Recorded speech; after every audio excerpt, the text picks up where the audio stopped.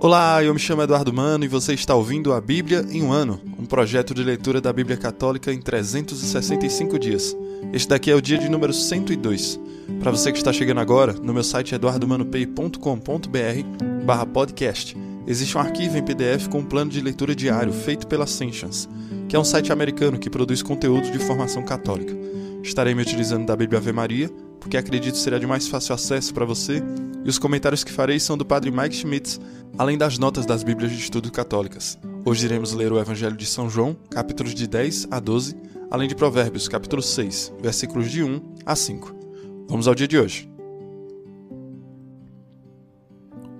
Evangelho de São João, capítulos de 10 a 12. Em verdade vos digo, quem não entra pela porta no aprisco das ovelhas, mas sobe por outra parte, é ladrão e salteador. Mas quem entra pela porta é o pastor das ovelhas. A este o porteiro abre, e as ovelhas ouvem a sua voz. Ele chama as ovelhas pelo nome e as conduz à pastagem. Depois de conduzir todas as suas ovelhas para fora, vai adiante delas, e as ovelhas seguem-no, pois lhe conhecem a voz. Mas não seguem o estranho, antes fogem dele, porque não conhecem a voz dos estranhos. Jesus disse-lhes essa parábola, mas não entendiam do que ele queria falar. Jesus tornou a dizer-lhes: em verdade vos digo, eu sou a porta das ovelhas. Todos quantos vierem antes de mim foram ladrões e salteadores, mas as ovelhas não os ouviram.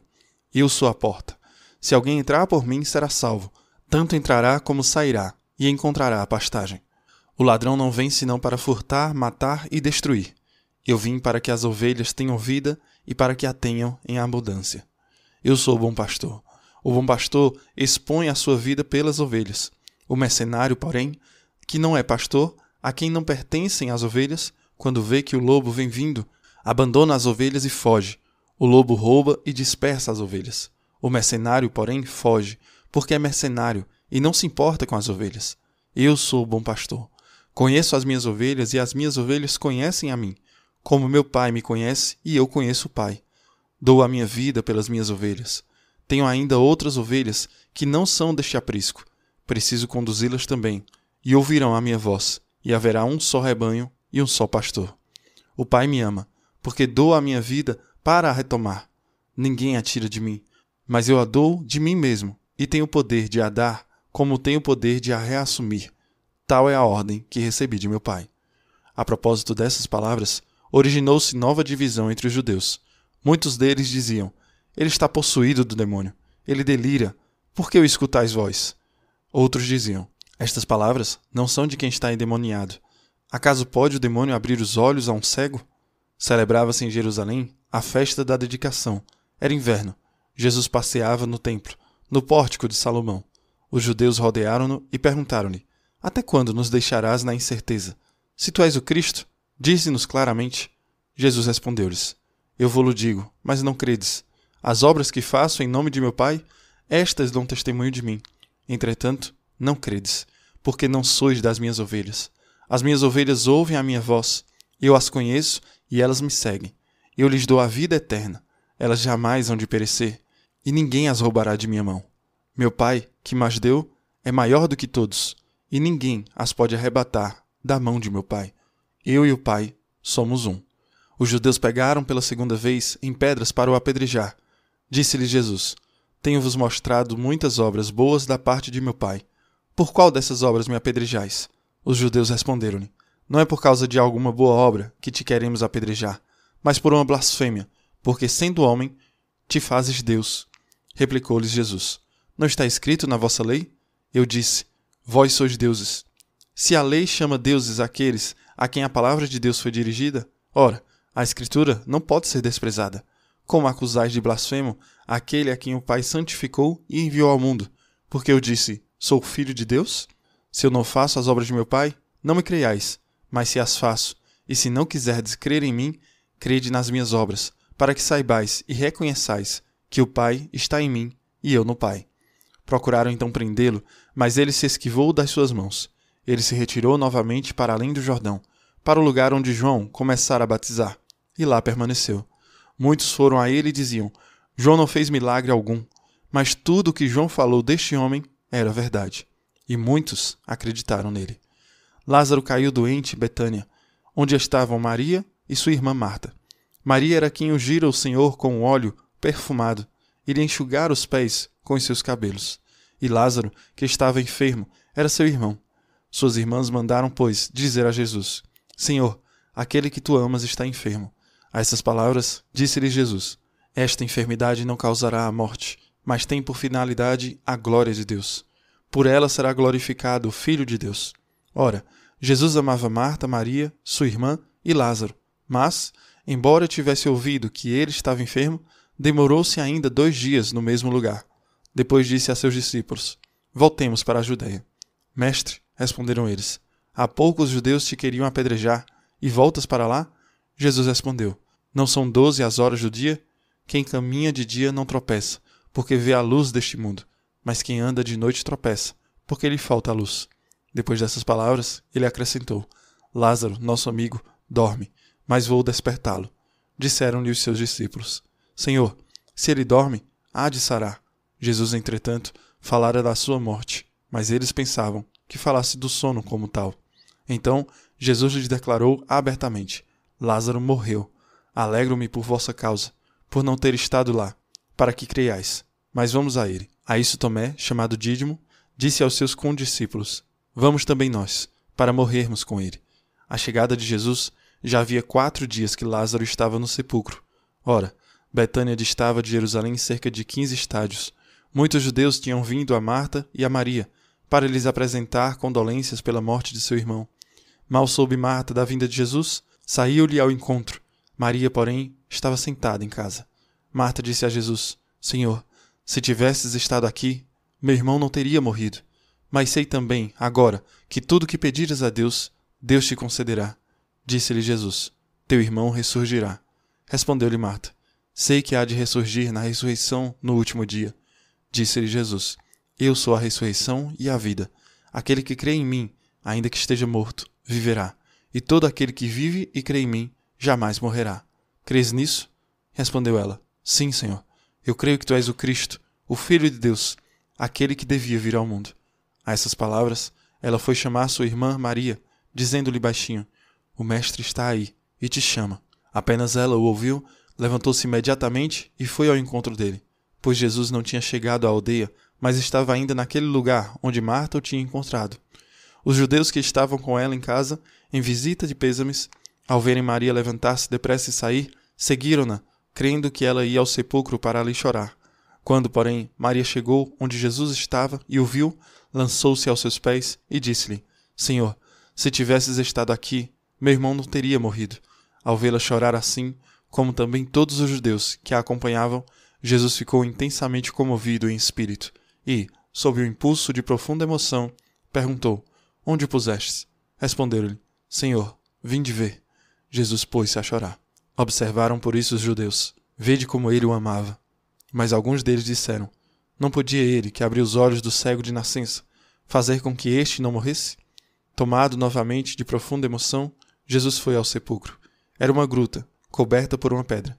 Jesus ordenou: Tirai a pedra. Disse-lhe Marta, irmã do morto: Senhor, já cheira mal, pois há 4 dias que ele está aí.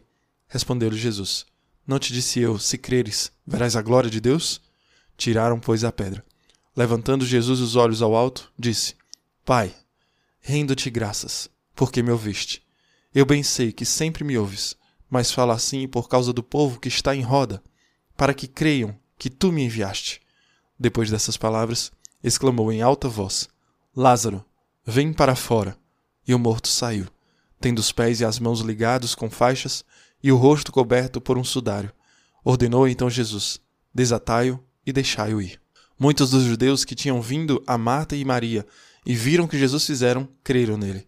Alguns deles, porém, foram aos fariseus e lhes contaram o que Jesus realizara. Os pontífices e os fariseus convocaram o conselho e disseram: Que faremos? Esse homem multiplica os milagres. Se o deixarmos proceder assim, todos crerão nele, e os romanos virão e arruinarão a nossa cidade e toda a nação.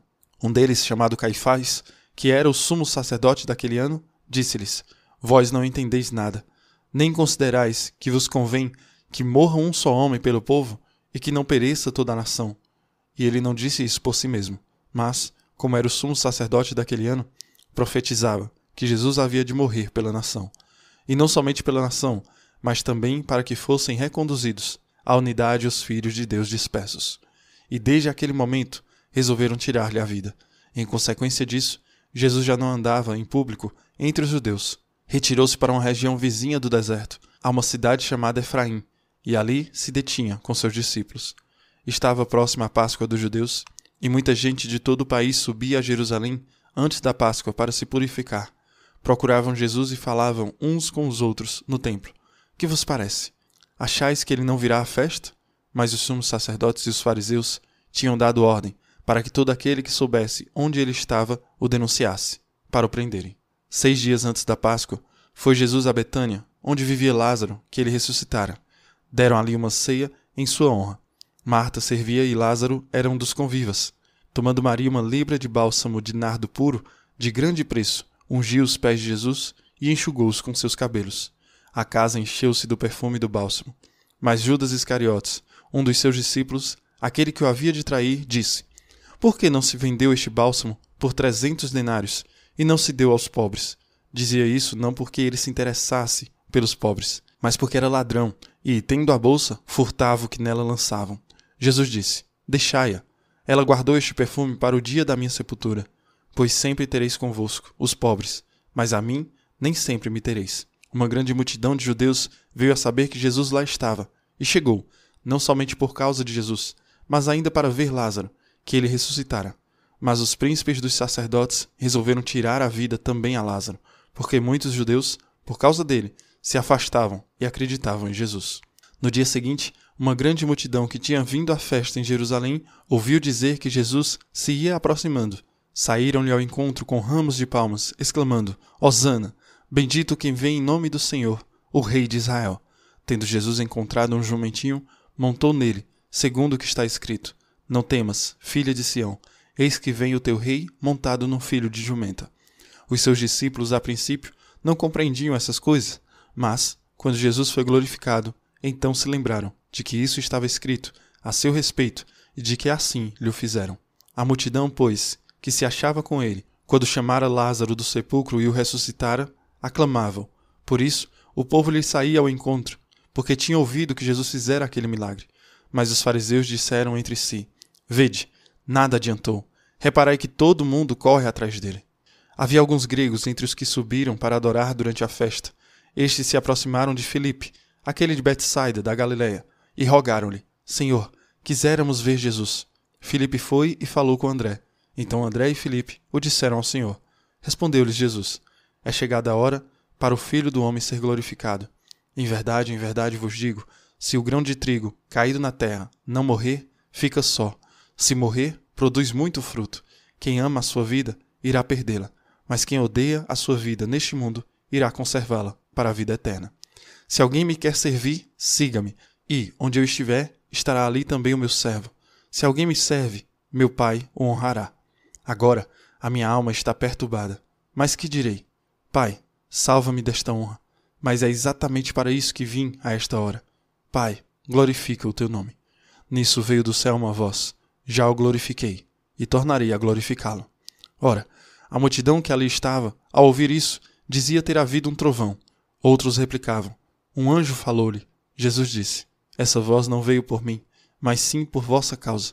Agora é o juízo deste mundo. Agora será lançado fora o príncipe deste mundo. E quando eu for levantado da terra, atrairei todos os homens a mim. Dizia, porém, isto, significando de que morte havia de morrer. A multidão respondeu-lhe: Nós temos ouvido a lei que o Cristo permanece para sempre. Como dizes tu, importa que o Filho do Homem seja levantado? Quem é esse Filho do Homem? Respondeu-lhe Jesus: Ainda por pouco tempo, a luz estará em vosso meio. Andai enquanto tendes a luz, para que as trevas não vos surpreendam. E quem caminha nas trevas não sabe para onde vai. Enquanto tendes a luz, crede na luz, e assim vos tornareis filhos da luz. Jesus disse essas coisas, retirou-se e ocultou-se longe deles. Embora tivesse feito tantos milagres na presença deles, não acreditavam nele. Assim se cumpria o oráculo do profeta Isaías: Senhor, quem creu em nossa pregação? E a quem foi revelado o braço do Senhor?